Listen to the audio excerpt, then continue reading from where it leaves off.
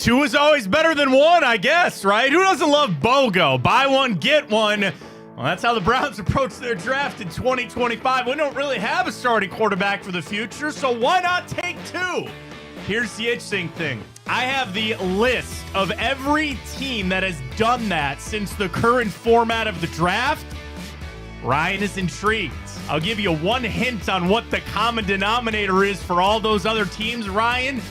It didn't work. We'll talk about that as the Browns go get Dylan Gabriel and your guy, Shedeur Sanders. Ryan threw the roof over the moon about his guy, Shedeur, so we'll talk a little quarterback with the draft. Obviously, there's going to be an odd man out. Who's it going to be? It's not odd about what the Cavs are doing. Wine and gold, sweep it out. Oh, my gosh.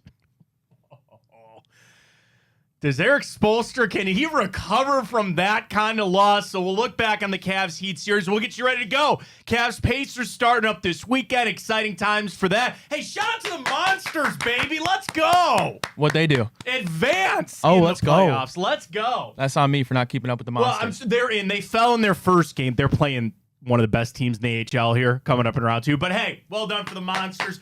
Guards. All right. Well done. Getting to recording on Thursday morning.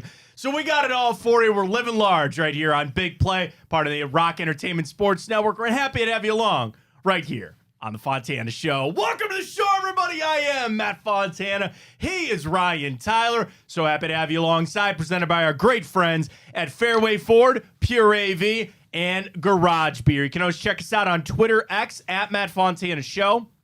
Instagram is just Big Play. YouTube channel is Big Play. And download that beautiful, awesome Big Play app. We got plenty of Cavs to talk about coming up. I'm so excited about that team, man. That was so great how they just swept it on out with the Heat. So we'll get to that coming up. But we do want to start with the draft and recapping, honestly, one of the biggest shocks that I have ever had covering this team or watching drafts. And that's where the day they traded back up to go get Brady Quinn, when they took Johnny Manziel, when they, like, the draft in this town is so special. We've missed it. Like, we missed a lot of it, not having those first round picks. But, like, honestly, the trade back up, then the chatter that they were actually going to go get Shedeur is one of the biggest draft shocks that I've ever had in my life of being a Browns fan. And it wasn't that it was a first-round pick, or I guess maybe the shock would have been if they would have taken him at 2 and that didn't happen and all that. And it's like, I want to say in a way it's afforded because of what you did. Like, with them trading back and getting Mason Graham, I'm not going to sit here and say, Ryan, I didn't care what they did the rest of the draft, but it was like, it was all kind of bonus. The Schweizinger pick, the linebacker, I kind of get. There's something to be said about Jeremiah Usu-Koramoah. I liked the Fannin pickup. You got me 2 running backs. BOGO on the running backs. And then they do this thing with Gabriel and Shedeur Sanders. And I start with Dylan Gabriel. There's obviously something they really like. Is it something that I see? I don't know. You know, Twitter was everywhere this past weekend and just people telling me, oh, he's a winner and he does have a strong arm. Sure, I get that. The height is of a concern. Everybody goes, you got a strong arm. Doesn't mean he throws a really great deep ball, but whatever. Okay, fine. He's left-handed. He's there. There was obviously something that the Browns identified and really liked about Dylan Gabriel. Let's start with that. At least there's that. I will take conviction. A lot of time, there's a lot of things that can sink an NFL franchise. Indecision is one of them. You know, say what you want about how bad the Deshaun Watson situation went. At least there was a decision that they went out there and said, we're going to do this. Now, it went belly up and it went bad, but at least they went and did it. They had the conviction to go say, we need to get Dylan Gabriel. And then it starts coming out later. They had identified him from the start. They really liked something about him. So then they come back to get Shedeur, which is just so... Ryan, go ahead. Nobody wanted Shedeur Sanders in this town more than I think Ryan Tyler. I thought you were going to say I was the only one. No. I think you're maybe above some of the rest. Yeah, I mean... you wanted him so bad.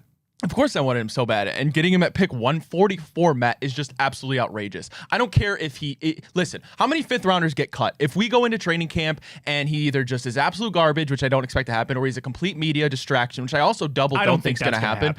Worst case scenario, you cut him. It's a fifth-round pick. That says absolutely nothing. The conviction, you're right. Dylan Gabriel is the guy that they're going to be judged about, especially Andrew Berry. I know if it was a Kevin Stefanski pick, I'm sure he obviously signed off on it. And I'm not sure what they saw in Dylan Gabriel. I mean, he's a bit mobile-ish, like you said, of decent arm.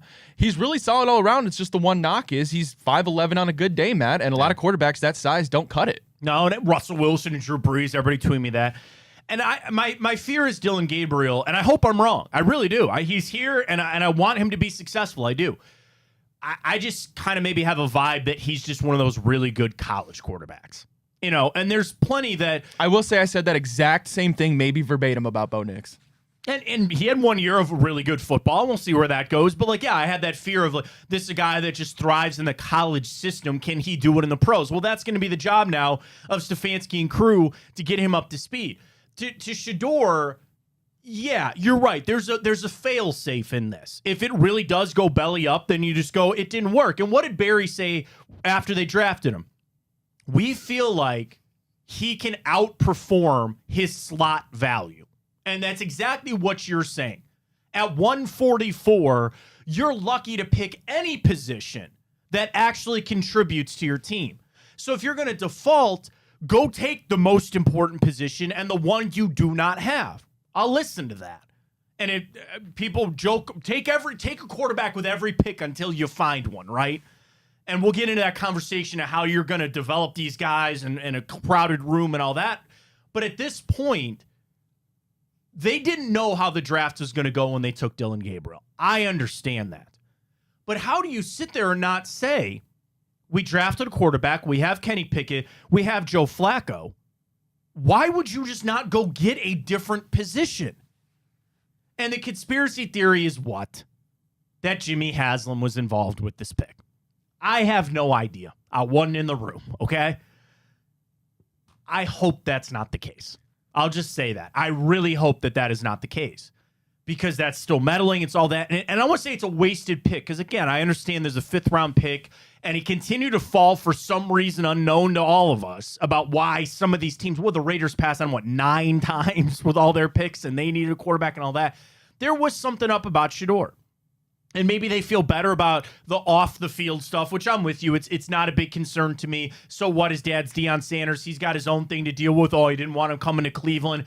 All that stuff can change, all right? And I think if you're Deion, don't you want your son to have the best NFL career that he could possibly have? Hopefully he realizes that maybe that is me not being as involved. Listen, he's a father. I don't need him going John Halliburton on some people, but he's a father. He's allowed, we got to talk about that later. He's allowed to be involved in his son or daughter's, career and help them the best they can.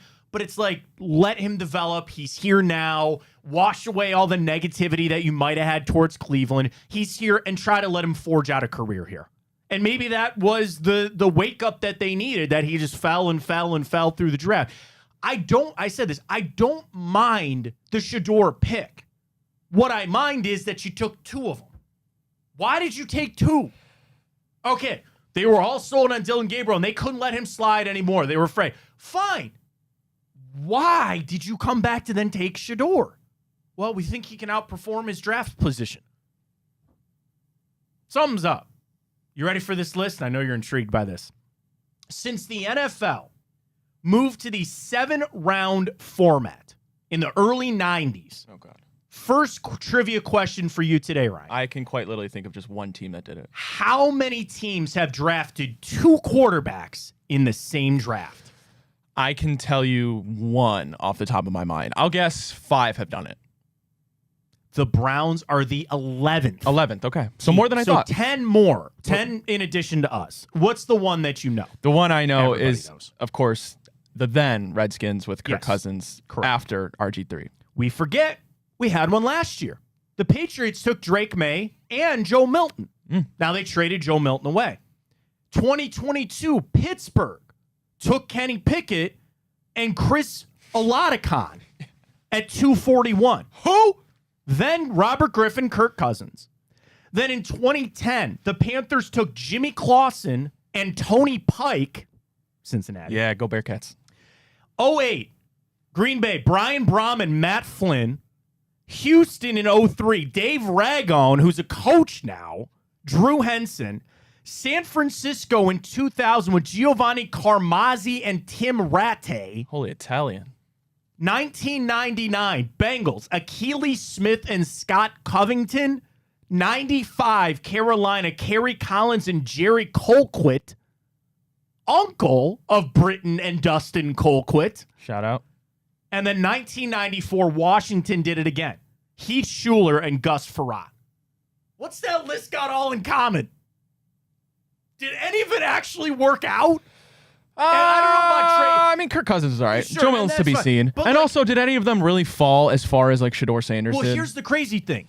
But point taken. Heath Schuler, 3rd overall pick. Achilles Smith, 3rd overall. Kerry Collins, 5. RG3, 2. Drake May, 3. Most of those were first-round guys that then you took some guy in the 7th round just to fill it out. This history tells you it doesn't work. Just on that list, and again, I think that's individual of some of these players. Like, I'm not trying to say that Dylan Gabriel is Brian Brom or Jimmy Clausen. I have no idea, right? We'll see how it goes. And you're right. At the end of it, if one of these two guys works out, nobody's going to care. Right. Nobody will sit there and say, oh, it's a bad idea. Either one of these guys starts a playoff game for the Browns, I'll shut my mouth. I will not say a word, and I'll eat that crow. Well done, please. I don't know what crow has in him. I don't really want to gamble on that. Nobody's going to care if it works out. And you're right. There's a point at 144. Somebody tweeted me this weekend. They go, well, who'd you rather have had, Matt? You know, and I will look one day, as we always like to do in like 3 years, and go, oh, you missed this guy. You could have taken that guy. It seemed like a bit of a throwaway pick. But now you got a loaded quarterback room. What are you going to do?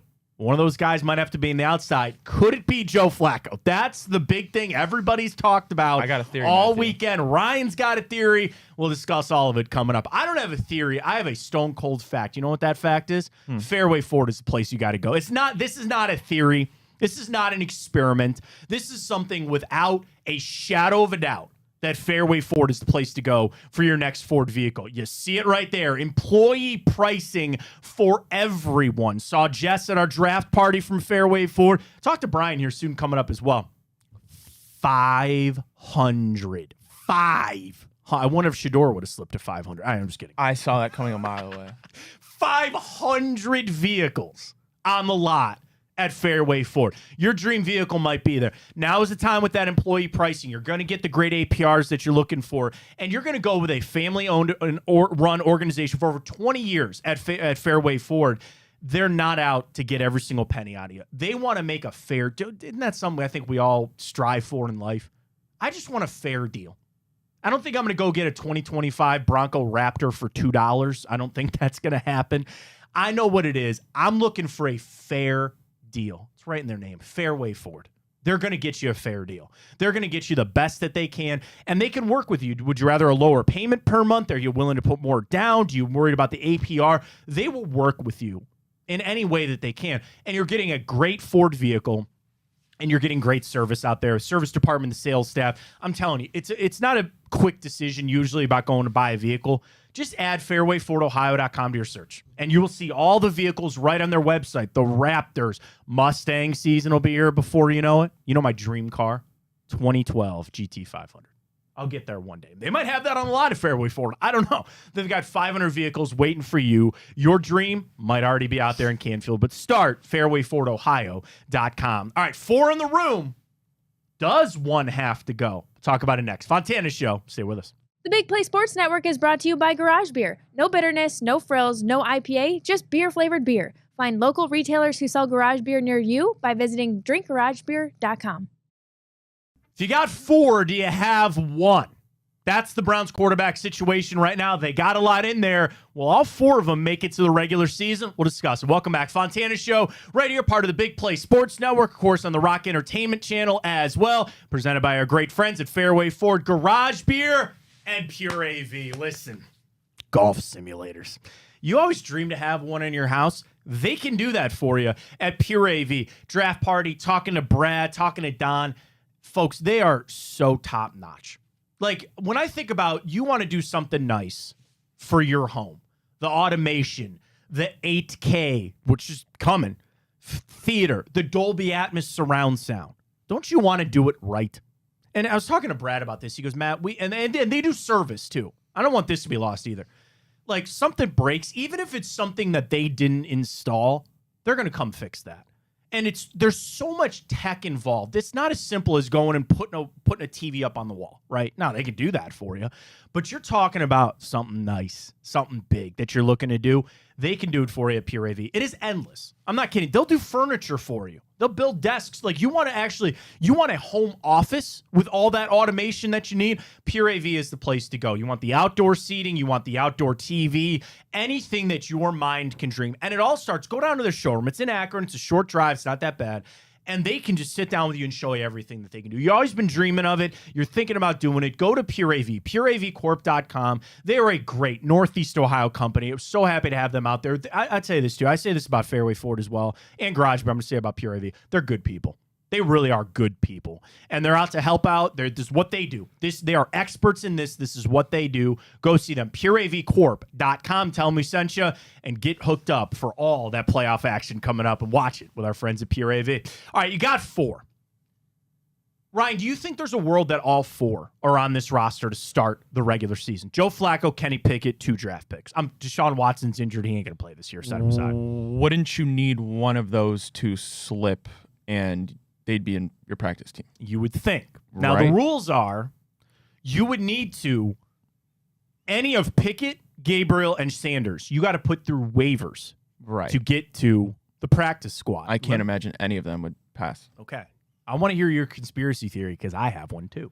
So it's not necessarily a conspiracy theory, but when you're looking at this quarterback room, and I want to get the numbers correct because capologist Jack Duffin, who everybody knows and loves, is wonderful at this stuff. So basically, he said that this quarterback competition, if that's what you want to call it, which it is, to be fair, it's not about money. It's more about a talent decision, right? Dead cap if they cut or sign somewhere else between Pickett and Flacco.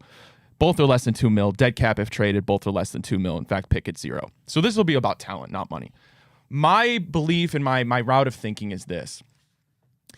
I don't believe you're going to cut a rookie. I think Shedeur Sanders, the hype, the jersey sales, the potential is there, even if he's a 5th-round pick, unless something crazy happens, he's either garbage or media distraction, which I just said I don't think either is going to happen. Dylan Gabriel, 3rd-round pick, you're not cutting that. That's just not going to happen. Dylan's their guy. I get that. So it's between Joe Flacco and Kenny Pickett in my mind because I highly, highly, highly doubt that Kevin Stefanski wants to start Dylan Gabriel or Shedeur Sanders week 1. I think that'd be a nightmare scenario for everybody involved, actually. Mm-hmm. And if you're looking at what the height of this season could be, yes, Joe Flacco, I think it's fair to say, has a higher ceiling this season than Kenny Pickett, although I don't think it's actually that much of a stretch to say they're not that far apart. I know people don't believe in Kenny Pickett, but where I go from that is Kenny Pickett has NFL snaps. He can start the season when you need to be a bridge until your rookie comes and starts.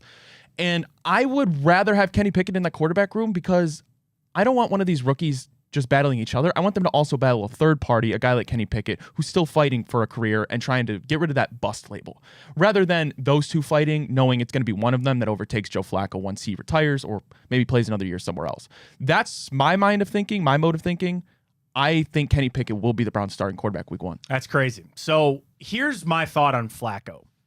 I just have a hard time believing that they would sell to the locker room. And that's the part that maybe... like, we brought this guy back. We all know the magic. Now, again, I'm one that's been skeptical about recreating that magic, but you kind of sold to your team to say, this is a guy that is comfortable, that we know can play in this system, and there's just, you feel better about that. No matter what you want to say out there, of the 4, you feel most comfortable about Joe Flacco starting games. You feel the best about having to win a game if Joe Flacco starts. Now, then we get into a tank conversation and if that's truly what they're trying to do. Here's my idea. There is only one guy that could leave this team and not have to go through waivers from the quarterback room. That's Joe Flacco. You ready for this? What if they say, Joe, we're cutting you, but don't go anywhere. Just re-sign back to this practice squad. You get your standard elevations, which eventually will run out. You tell all the other teams that'll come calling, which not many did this offseason. Don't forget that.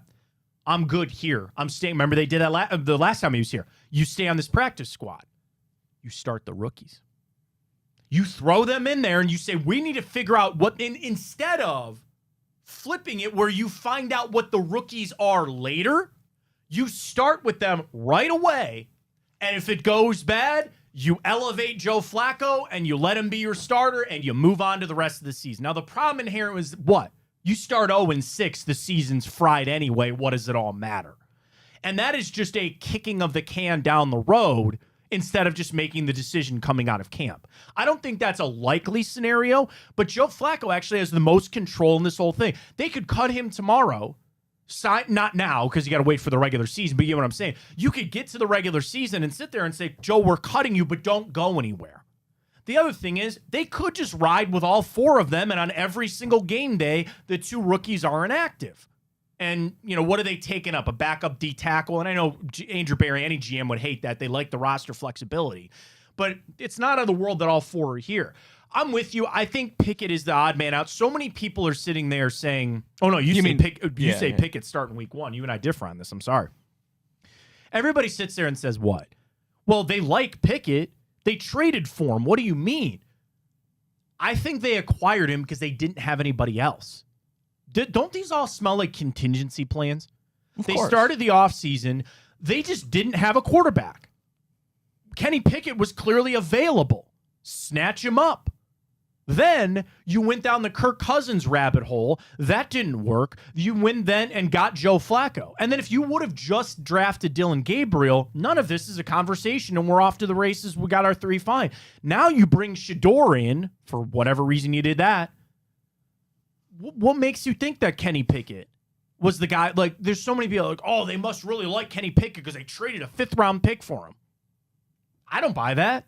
I just think they needed a quarterback, and he was one of the few that were available, and they got him. Then when you ask the question of who you might be able to slide through waivers easier, I sent a tweet saying Dylan Gabriel might be the easiest because if nobody else truly had the grade on him like others did, and I got pushback, and you weren't wrong for the pushback out there to say, Matt, they love this guy. There's in no world they would risk him getting selected up by somebody else on the waiver system. So I think at the end of it, you're right. You got to see how they play. You might just put Kenny Pickett on waivers. And again, remember, when you pick him up on waivers, he's got to go on your active roster. And I did a quick search of backup quarterbacks.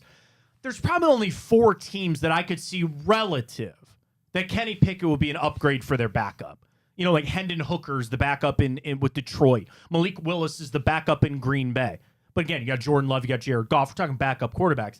There's a real world that you're able to slide Kenny Pickett through, and then you put him on your practice squad, and you don't have to worry about any of this. And that's probably where it's going to be. I have a real hard time believing that Joe Flacco will not be your starter week 1. I just don't. I don't know how you can sell it to this locker room, sell it to this team. You're going clearly back to this Stefanski offense with Harold Fannin and 2 running backs and all that. Sad to say about Nick Chubb. We'll wrap the show up with that. But like you're clear going back to the Stefanski system. Joe Flacco works in that, and I think he's going to start. I do. I just don't know how you bring him back to then pull the rug back out under this, unless they're going full tank and they're going to start the quarterbacks, the rookies, and say Dylan Gabriel gets 7 games and Shador gets 9. Bad math, whatever. You know, that's what we're going to do here. Then so be it. We'll see. But they have training camp. They got a lot of time to get that figured out. But the question remains: do you think all 4 will be here? I do. I think in a combo of one of the Pickett sliding to the practice squad or them just straight up coming out and saying, we're going to keep 4 guys on this roster. Because what's the old joke? Browns start 4 quarterbacks more often than they don't in a season. So that's how it goes. Cavs, what a series against the Heat. They get it done. I want to recap that a little bit. We'll get ready to go for the Pacers series coming up as well. Stay with us. Fontana Show, presented by Pure AV, Fairway Ford, and Garage Beer. Back right after this. The Big Play Sports Network is brought to you by Smart Choice Windows. Energy-efficient products at an affordable price. Visit smartchoicewindows.com today.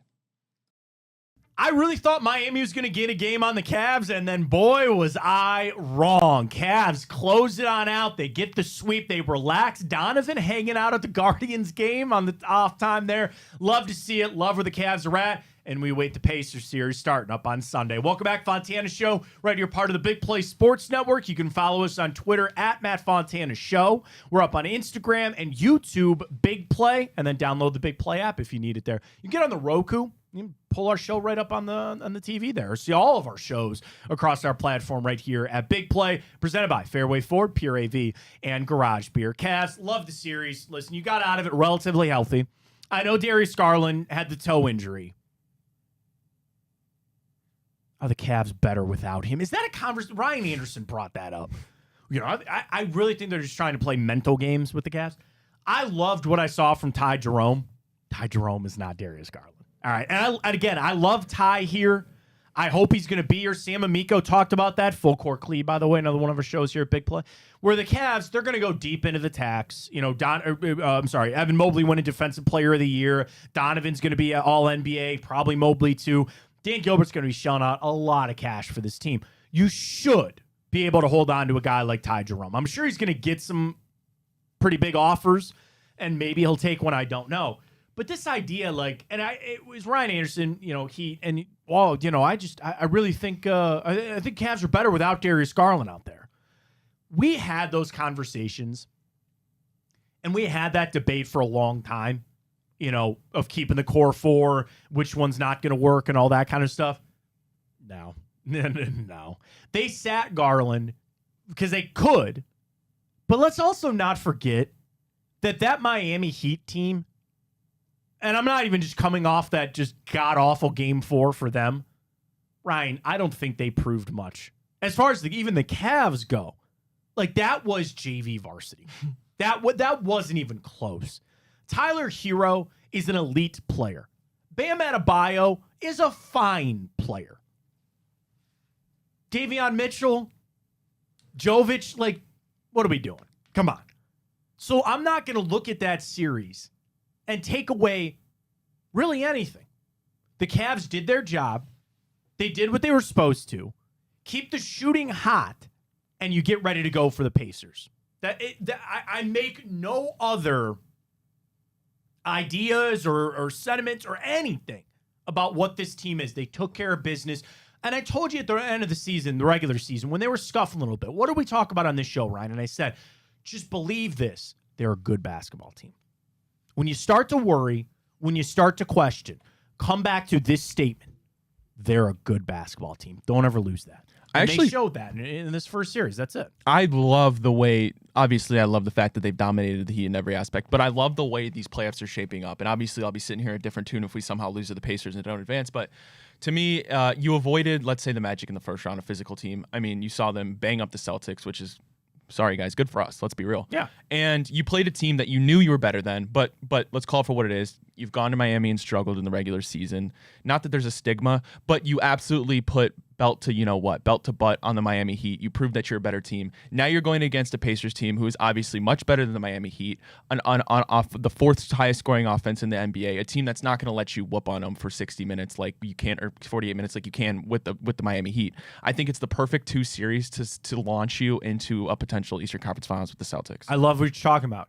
You got your warm-up. Right. You get your little test, and then you get your big test. And then you get the ultimate test if you make it to the finals. I love what you're talking about. And you're right. That's how it's shaping up for the Cavs. I love just their focus, how they play. You kept the minutes down. Everybody got to get in there and feel good. Like, there's a series you might need Dean Wade. All right, at least he got some shots up now. You're going to need some of these other guys maybe to step up. You got out of it. I love it. All right, let's move the page forward now. Take a look at that Pacers series. We'll do it next. Fontana Show, Big Play, The Rock. Talk some Cavs Pacers next. The Big Play Sports Network is brought to you by Infinity. Luxury experiences for those who dare to be different. Visit infinityofbeechwood.com today. Getting ready to go playoff basketball Sunday. Cavs, Pacers. Are you concerned about what Indiana's going to bring to the table and where the Cavs are at? Welcome back, Fontana Show, right here on Big Play, Rock Entertainment Sports Network, Pure AV, Fairway Ford, and Garage Beer, bringing you our lovely show. Or do we have a lovely show? Do people love our show? I love our show. I love our show. I hope everybody else. We appreciate, I don't say this enough, we appreciate everybody that he's either followed us on Twitter, on social media. If you're tuning in on The Rock on Fridays, thank you. To be able to do this, it is awesome. And I tell you this, man, what a time to be alive in Cleveland. Cavs are rolling. Guardians, Manzardo, freaking Bo Naylor, man. What a week for him.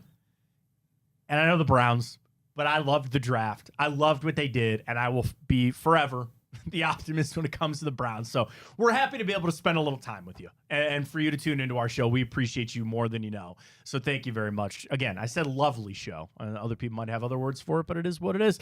I love the Cavs-Pacers matchup here. Pacers got my respect. Miami, no. I respect the Pacers because they are a team that quick, then get on you. Now, the ultimate question comes back to this. Do you see the Pacers beating the Cavs 4 times over a week and a half, 2 weeks? I do not. And I guess we can do our predictions because we'll do the show, and then obviously they start on Sunday. This is not going to be a sweep. This will not be a sweep. I think this could go 6.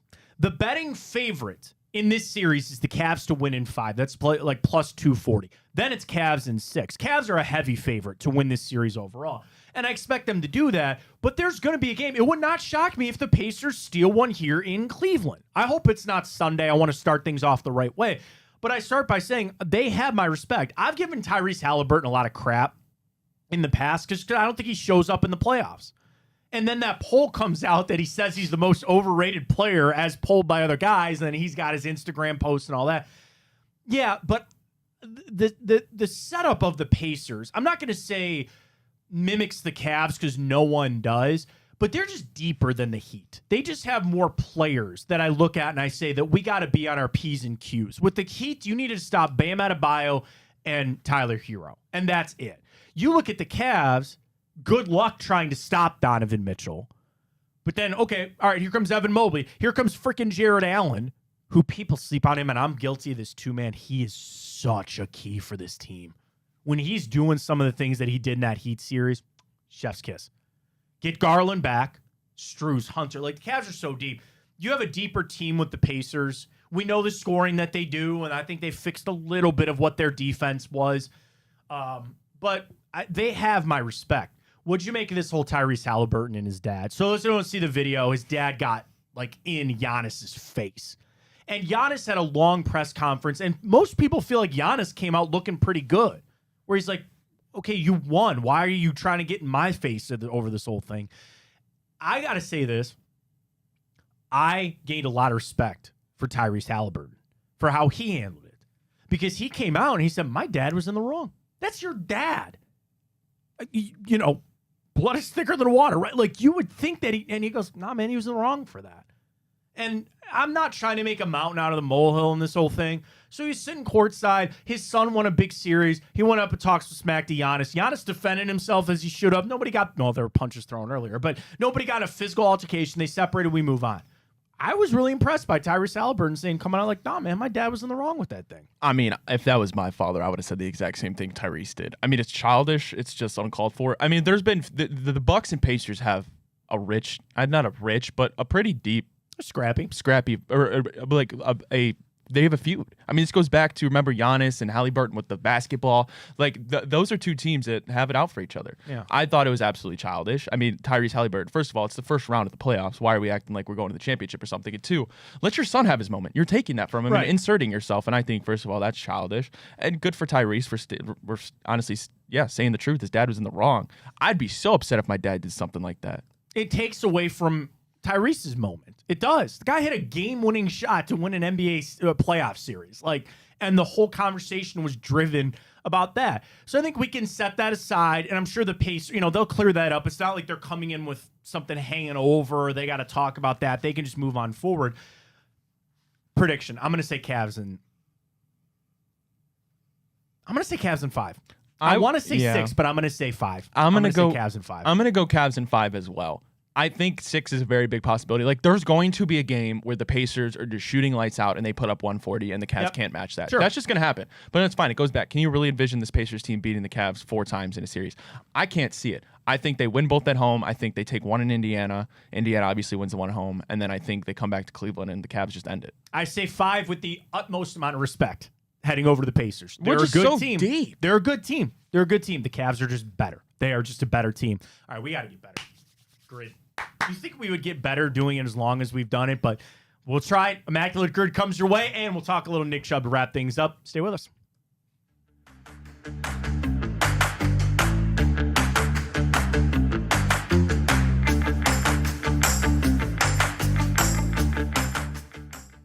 right, here we go. Immaculate Grid. I've had people ask me, Ryan, if people can get involved. And I go, our show, unfortunately, is not live. I'd love to be able to do that one day. But I have people that say they really enjoy it when they sit down, watch the show, watch it on the rock. Let's get to it. Immaculate Grid time. You know how it goes. Ooh, different setup for us. I like it. You got to go up and down. And it's funny because we have a bunch of draft picks now for teams, but they haven't played yet. They've had to play in a regular season game and filled out each of those. The Birds already speaking to me. Go. First team APL Pro. Let me just go Fitz. Not Ryan, but yes. He had to have been first team up, right? Yes. How could he not? Okay. Oh God. I mean, we go a mountain of ways. Oh, yeah, Patrick Willis. One of my, honestly, no joke, one of my favorite players of that era, Patrick Willis. He's so freaking good. Do you think he definitely got all pro? He had to have. Good pool. Seahawks. I mean, I'm sure Russell did it one time. So you want to use Probably. Marshawn because we could use Marshawn for the Raiders. True.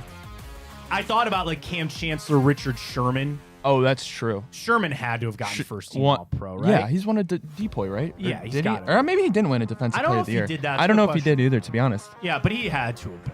I don't know. Right? Yeah, go for it. Because there's multiple DBs. Yeah, go for it. Okay, we're good. We can use Marshawn. All right, you can go Marshawn there.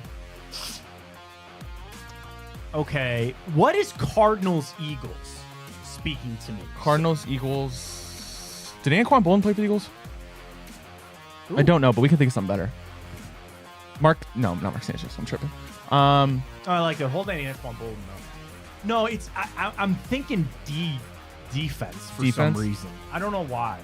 I'm overthinking it. We can come back to it. Like when we get so locked in on one, there's something. Yeah.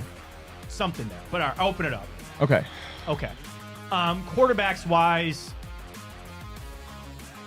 McCown, nothing speaks to me there.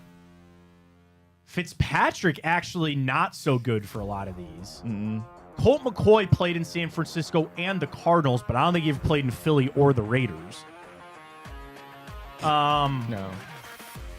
What? I was gonna say Kenyon Drake. I don't know if he played for the Eagles. Ooh, or Raiders. Yeah. James Conner, no. I wanted to say Jake Delhomme. There's another like all the quarterbacks for the like Jake Plummer and Carson Palmer. Cardinals, Raiders. Yeah, Cardinals, Raiders. Yeah, Carson Palmer. Okay. All right, 49ers. Picture for Carson Palmer. Looks hungover. Are you taking this picture? He looks so hungover. All right, Raiders, 49ers. Raiders, 49ers here. Matt Breida, don't think so. Carlos Hyde, no.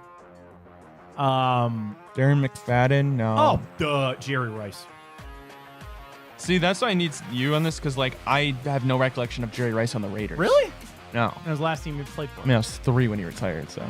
Rub it in while you're at it. All right, let's focus some Eagles. Yeah, this players, something's- because that's what we need. Some Eagles. Like Donovan McNabb, Mike Vick. I'm just rambling off. Dallas Goedert. Keep going. You know, pick Eagles. Brent Zach Selleck. Ertz. That's the one. That's exactly. Thank you. Well done. All right, Eagles 49ers. This is a quarterback. Alshon Jeffrey never played for the 49ers, did he? No. Deshaun Jackson didn't play for the 49ers or Seahawks, I don't think. No, right? I don't believe so. I don't think so. Ted Ginn never played for the Eagles. No. Marquise Goodwin, I don't think ever played for the Eagles. No. There's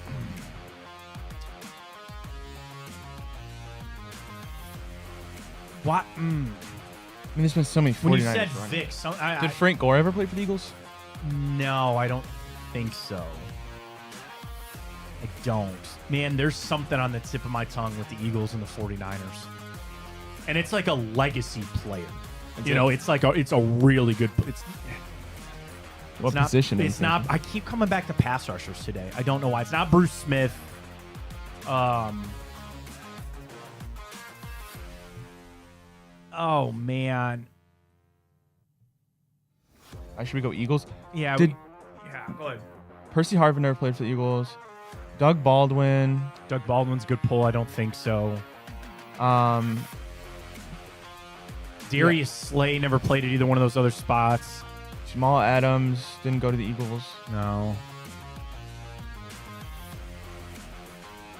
Darren Sproles, I don't think so. It's a good pull. I don't think so. Brandon Marshall. Bryant. Did you play for the Seahawks? Who? Brandon Marshall? Or am I making that up? I kind of like it. Obviously played for the Eagles. Running on right? time. What do you think? Brandon Marshall? Just dropped my phone. That's okay. You want to try it? I mean, sure. I don't hate it. I don't hate it. For some reason, I think I can picture him in a Seahawks uniform. I do too. So I don't hate it. There's a 2012 to 18, so it had been a 2006 to 18, guy, right? Yeah, that guy. Really? I really thought. You want to just throw one out for the heck of it? Anything? I can't even. There's something about a D lineman. It's not the Forrest Buckner. Dre Greenlaw or something like that? No, something's bothering me there. I will have to come back to it. All right. I I really thought Brandon Marshall played for the Seahawks. Terrell Owens. I don't know what to play. Ricky Waters. I'd be lying to you if I said I knew who Ricky that was. Waters. Terrell Owens. How did we? Oh my God! I didn't even think about That it. TO one's bad. Didn't even think about it. It is what it is. All right, wrap things up. Nick Chubb back to Cleveland. Talk about it. Stay with us.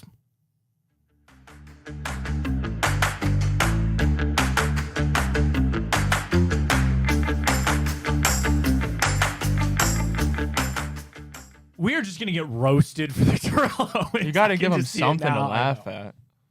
Should have got it. I'm not laughing about the Nick Chubb situation here in Cleveland. Welcome back. Fontana Show on the Rock. Big Play Sports Network presented by great friends at Fairway Ford, Garage Beer, and Pure AV. Two running backs that signal the end of Nick Chubb?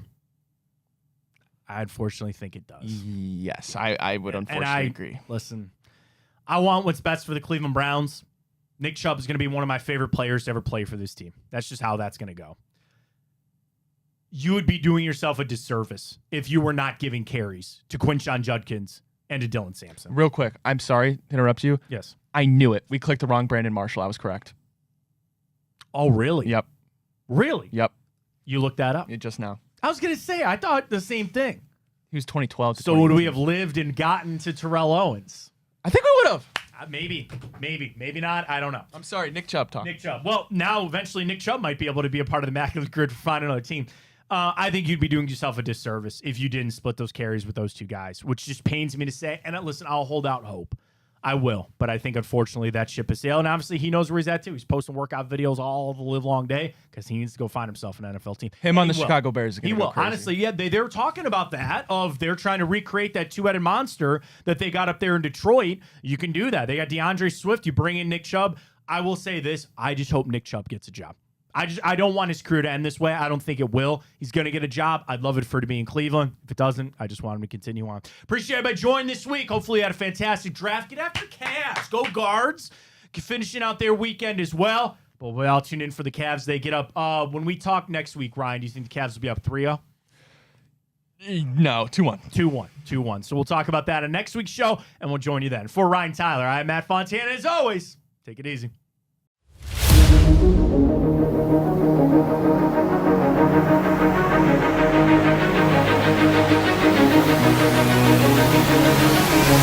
back.